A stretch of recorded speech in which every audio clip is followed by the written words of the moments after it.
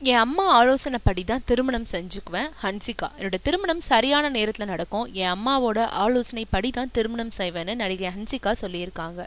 இது மூலமா தன்னோட வருங்கால கணவர் யார் என்பதை முடிவு செய்ய போறவங்க தான் அம்மா தான்றதை தெளிவுபடுத்தியிருக்காங்க.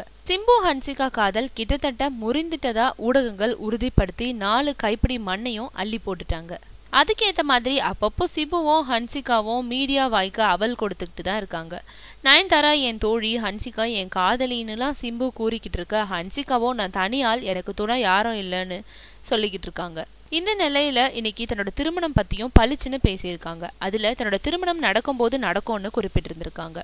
அவங்க மேலும் சொல்லும் பொழுது, ரசிகர்கள் என்னோட திருமணம் பத்தி பேசுறாங்க. 15 வயசுல நான் நடிகை ஆகணும்ன்ற முடிவு எடுக்கல, ஆனாலும் அது நடந்தது. அது மாதிரி எனக்கு திருமணம் சரியான நேரத்துல நடக்கும். நானும் என்னோட தாயும் எப்பவும் என்னுடைய திருமணம் நடக்க வேண்டும் என்றோமோ அப்போ திருமணம் செஞ்சுப்பேன். என்கிட்ட இப்போ 10 படங்கள் கைவசம் இருக்கு. என் படங்களுக்கு நானே போட்டியா இருக்கேன். படங்கள் முடிஞ்சதும் திருமணம் பத்தி யோசிப்பேன்னு சொல்றாங்க.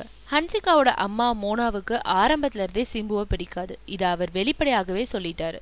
இப்போ அம்மா சொல்லும் மாப்பிள்ளையே மணப்பேன்னு ஹன்சிகா சொல்லி இருக்கிறதன் மூலமா சிம்புவுக்கு அவங்க வாழ்க்கையில இடம் இல்லைன்றது உறுதியாயிருக்கு.